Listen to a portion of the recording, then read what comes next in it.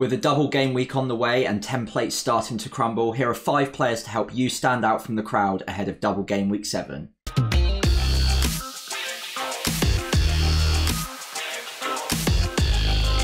Hey everyone, Sam here, otherwise known as FPL Pricey. Today we're going to take a look at 5 players to hopefully help you get ahead of the template ahead of double game week 7. So first up, it would be negligent of me not to start with a double game week player. A lot of people will be talking about Carlton Morris this week.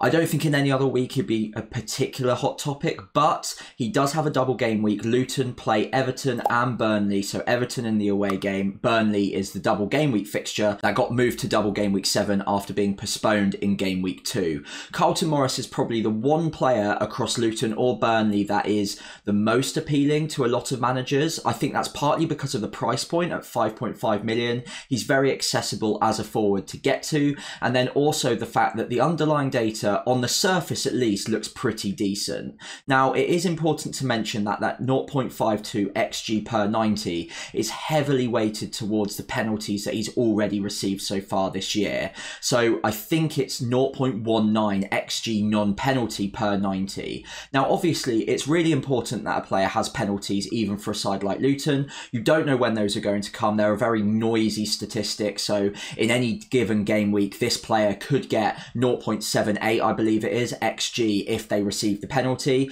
Carlton Morris has already gotten 2 of them, bagged both, and those are the goals he scored in the Premier League so far. It is worth noting that if Luton do score in open play, it's more likely than not going to be Carlton Morris anyway. He was fairly prolific in the Championship, so I'm not disregarding him as an option even without penalties, but I think a lot of us, if we're going there, would be hoping that he gets a penalty in the double game week and those stats actually do favour him with the penalties taken into account as well. 5.5 million, really easy price point to get to, and I think that's what's tempting a lot of managers, in the fact that because he's got the double game week, he is potentially a captainable option against the likes of Erling Haaland away at Wolves, which I personally believe is a pretty good fixture. I think it's just that double against Everton and Burnley, which is, in fairness, a really kind looking double. Carlton Morris could get 1 or 2 returns from that. If he does get anything, it's more likely he gets bonus as well as a striker. So it's looking like a 10-point haul there minimum, even if he gets 1 return. I personally am putting a bit of cold water on the situation here. I do like double game weeks and I do like Carlton Morris to a certain extent, but in my personal lineup, because I've got Alvarez in situ as that second striker, I'm not actually sure that it's worth a transfer to move to a Carlton Morris when I'm probably going to want to just get rid of him in game week 8 at home to Tottenham anyway. And then personally, I'm looking at wildcarding in game week 9 or game week 10. Now, Nottingham Forest away in game week 9 is not bad, but personally, a 5.5 million striker in arguably the worst side in the league is probably not a player I want to hold on to for too long. Any of you with Nicholas Jackson, I think it's probably a fairly easy move. The striker is suspended for game week 7, and obviously you can easily afford getting to Carlton Morris from Nicholas Jackson, so I'd have no arguments in doing that whatsoever. Similarly, if you're like me and you're wildcarding in a couple of game weeks, then you only really need to hold him for 1 or 2 weeks anyway. So even though it's not for me and I quite like Alvarez in my side, I can completely understand why a lot of you would be going there. Just maybe take into consideration that his open play underlying data isn't fantastic, and maybe you're relying on a little bit of luck, a little bit of fortune, but also those penalties as well to get you the returns. It can certainly happen. I'm not ruling him out as an option, but I think in my side in particular, it's a player that I'm going to try and hedge against and hope that Alvarez, for example, can outscore him even with that single game week fixture against Wolves. Double game weeks are always fantastic and they're always really tempting to jump onto, but I think in this case I'm not as so excited based on the quality of Luton and Burnley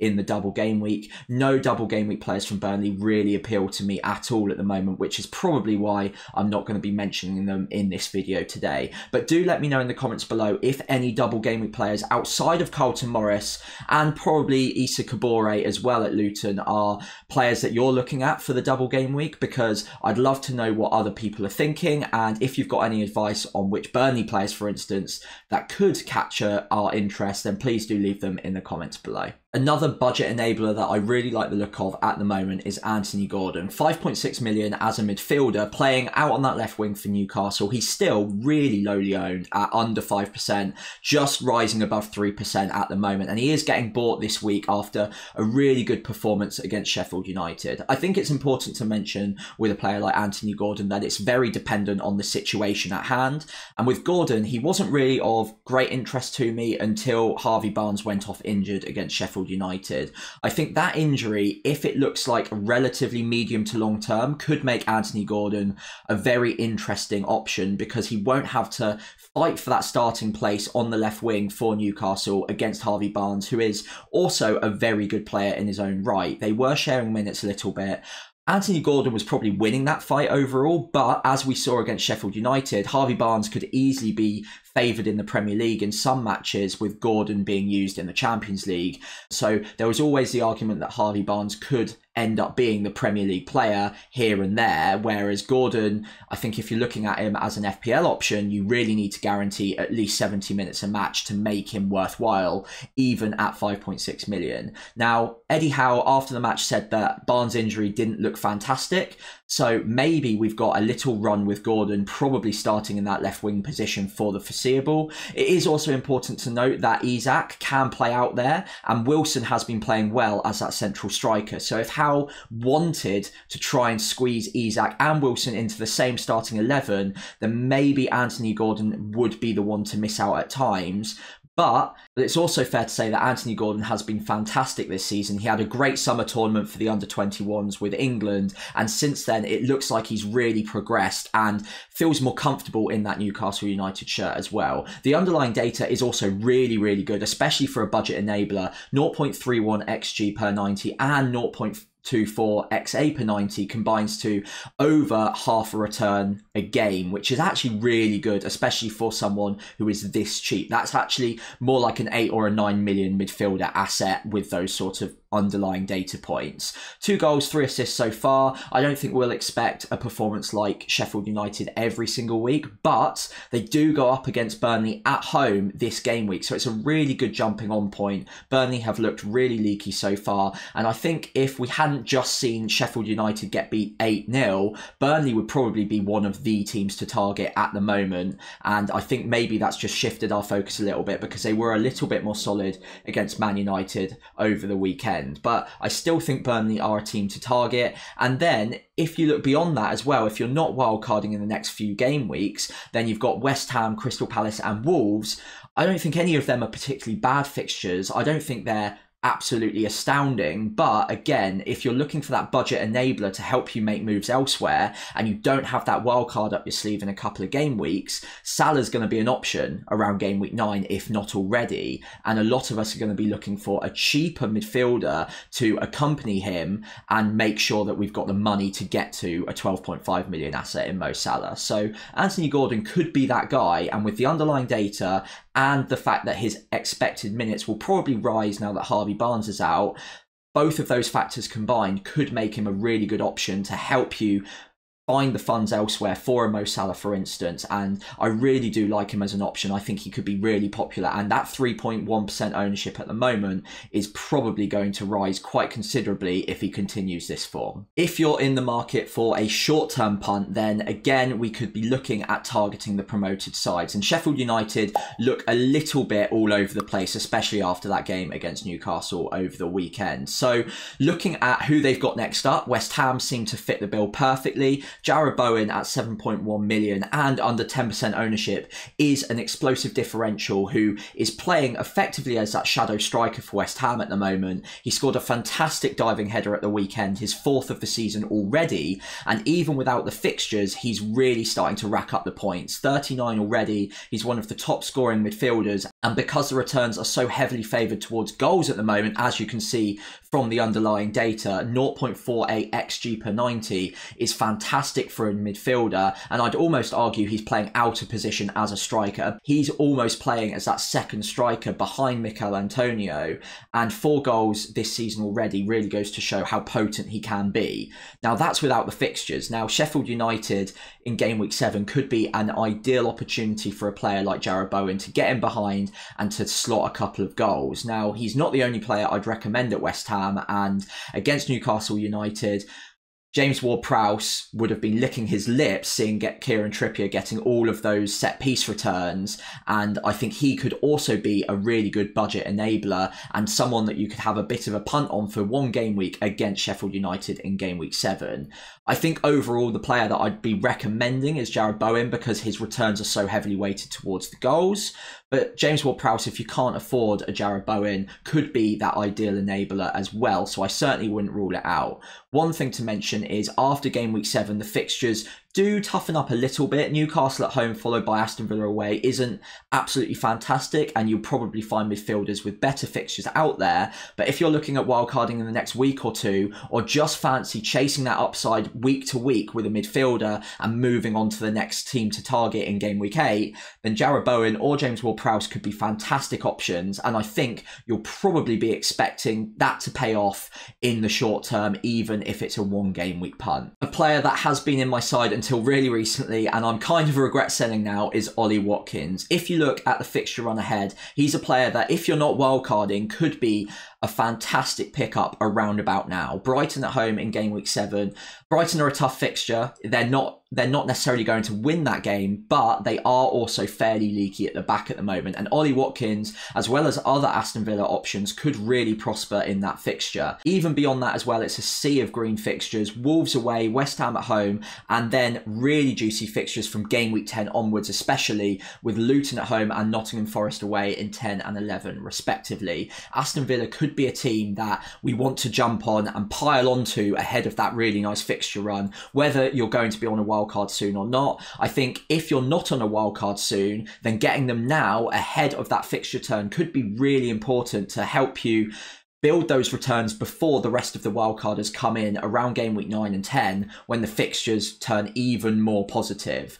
The underlying data for Watkins so far hasn't been absolutely fantastic, but I also don't think it's terrible. 0.39 XG per 90 isn't bad, and even though he's not on penalties at the moment, he's still getting enough chances in any given match to make me think that he's probably going to be value for money at 7.9 million. I sold him last week when he was frustrating me a little bit, still hadn't scored a goal this season, but I think that maybe I was acting a little bit rashly there. He was still returning with the assists anyway, and with the fixtures to come, if I wasn't wildcarding in game week 9, I probably wouldn't have sold him, knowing that it was Brighton beyond game week 6 and then it's just a sea of green. The only reason that I can probably live with my decision is the fact that I can wildcard him back in a couple of game weeks' time.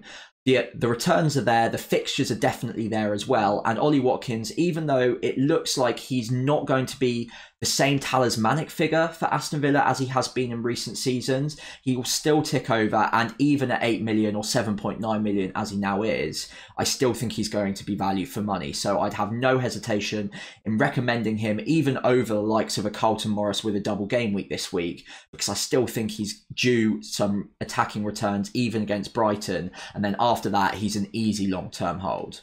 If Ollie Watkins doesn't interest you and that price point is just a little bit too much, he is, after all, the second most expensive striker in FPL at the moment, which is kind of crazy at 7.9 million, then maybe I can interest you in Moussa Diaby. The player is new to the league and he's actually come off to a really, really good start. 2 goals, 2 assists already in just 6 appearances. He looks like a player that's going to fit right in with Aston Villa's system and into the Premier League as well. He's probably gone under the radar ever so slightly because other 6.5 million assets at the start of the season, such as Mitoma, such as Mbeumo, got off to absolutely phenomenal starts. But Moussa Diaby has also been ticking over. The underlying data is there. It's 0.4 XGA per 90 across the season so far. And again, that's without good fixtures up until now. And like I mentioned with Watkins, the fixtures ahead for Aston Villa really do make for promising viewing. That Brighton fixture I really like the look of, and Moussa Diaby could certainly be one to benefit from that. Also, at that price point, 6.6 million, there are a few players in our sides at the moment that you might be tempted to be getting rid of around about now. And Diaby could be the perfect replacement for the likes of a Mitoma if you don't fancy the fixtures to come, or an Mbeumo if you're starting to get a little bit tired of the lack of returns in the last few game weeks. He could be another player that you could bring in for Mbeumo or a Mitoma and try and chase that upside with the fixtures ahead. It is a risky play, and I think a lot of you will be watching this video and thinking, I'm more than happy to hold on to Mbeumo or Mitoma for the foreseeable future, and that's absolutely fine. But if you want to chase those fixtures and you want to chase that upside, then Diaby could be a fantastic differential at just 11% ownership at the moment. And even if you've got someone like Sterling in your lineup at the moment, which I do, for example, then maybe you're getting a little bit tired of the Chelsea performances at the moment, and you can chase that upside with Diaby by downgrading Sterling and gaining that extra 0.5 million as well. I don't think there'd be any arguments there either. Overall, Watkins and Diaby, I really like them both. I think because of my team structure, I'd actually probably favour Diaby at the moment. I think he's an easier player to squeeze into your side, and I think he'll be very popular around game week 9 or 10 when a lot of us are looking to wildcard. That turn of fixtures for Brentford around that time as well, and Chelsea, could leave us with a slot open for Diaby around about then. So if you want to chase the upside before the wildcarders do, then game week 7 could be an ideal jumping on point, like with Ollie Watkins, and he's just that little bit easier to get to, especially because in the forward line, you've got the likes of Carlton Morris with the double game week, and you've got Alvarez as well, which I think a lot of us have just jumped onto, and we're probably happy to hold for the foreseeable future.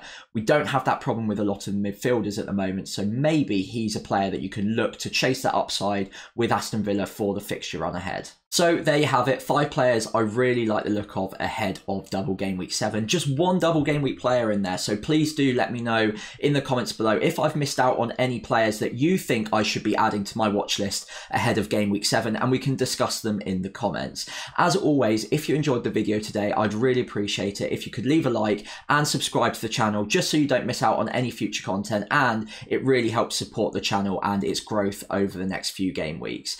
In the meantime, I'll see you for my team selection video later this week, and I hope that you all have a fantastic week and good luck in game week 7 if I don't talk to you before then.